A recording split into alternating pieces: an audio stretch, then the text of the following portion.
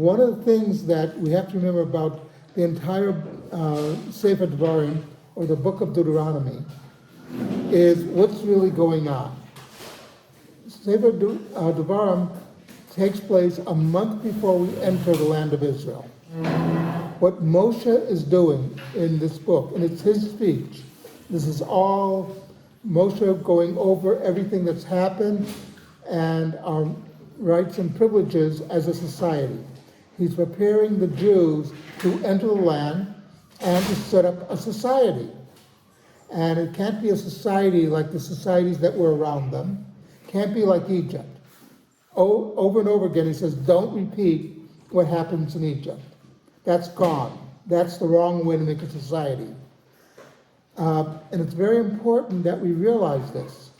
By the way, another way of saying Sefer Devarim is Mishnah Torah, that Moshe is basically repeating everything.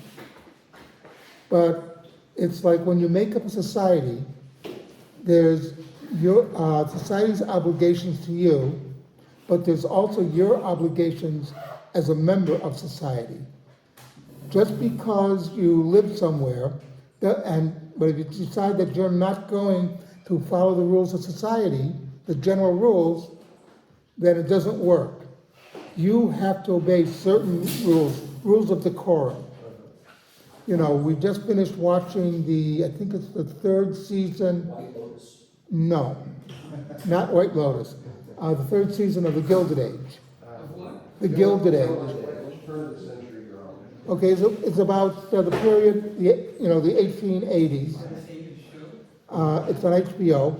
But the point is, you notice social norms which had to be respected.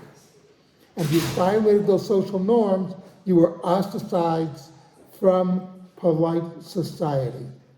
If somebody in the show, by the way, violates this, and he suddenly finds all his invitations to all the great parties of the rich dry up. He's ostracized. It was a real case, by the way, because while we can have disagreements, you still are obligated to work within society. You can't set up your own rules, okay? It doesn't work that way. There are rules of society. Now, it's not a dictatorship.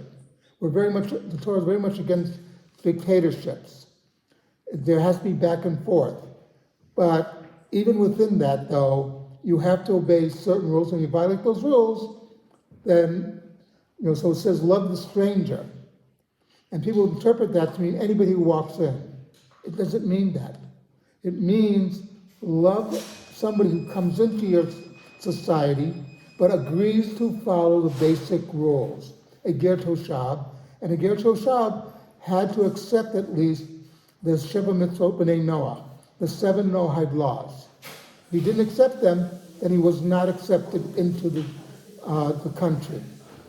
But it's something very important for us to remember as we go through and we see people trying to push their way with this and that, and when it violates social norms, it doesn't work that way.